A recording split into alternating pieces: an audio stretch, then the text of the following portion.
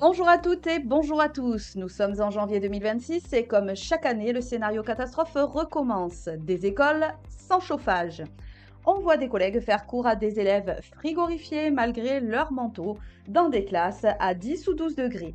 Et ce n'est pas seulement inconfortable, c'est illégal.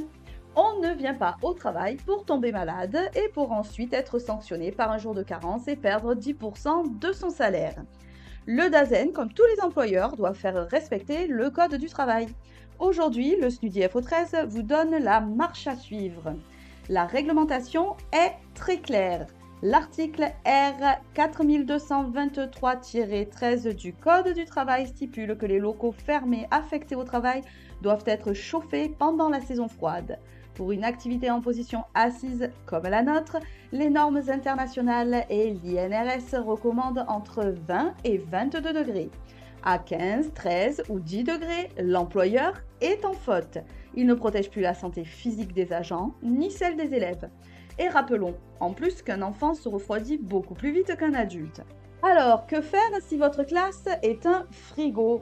Eh bien, ne restez pas isolé et suivez cette procédure. Tout d'abord, étape 1, lancez l'alerte.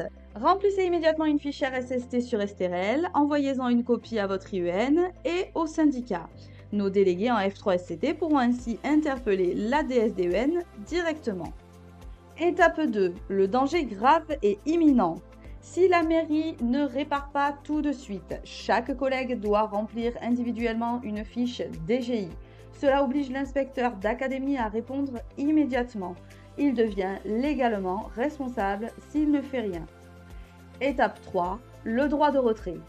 Si le lendemain rien n'est réglé, vous remplissez une seconde fiche DGI en cochant droit de retrait demandé, vous prévenez les parents, vous n'accueillez pas les élèves, mais vous restez à l'école dans un endroit chauffé comme la salle des maîtres pour éviter tout retrait de salaire injustifié. Le maire et le DAZEN se renvoient trop souvent la balle et notre rôle, c'est de les mettre face à leurs responsabilités. Si vous êtes dans ce genre de situation, n'hésitez pas à contacter une de nos déléguées du SNUDI FO13 en F3CT, Vanina ou Laurence. Vous trouverez leurs coordonnées sur notre site, je vous mets le lien en description. Et pour que nous puissions continuer à mener ces combats du quotidien, rejoignez le SNUDI FO13. En 2026, l'adhésion au SNUDI FO13 peut désormais se faire en quelques clics via Hello Asso. Sans syndiqué, pas de syndicat. Sans syndicat, plus de droits. Restez au chaud et restez mobilisés. À bientôt!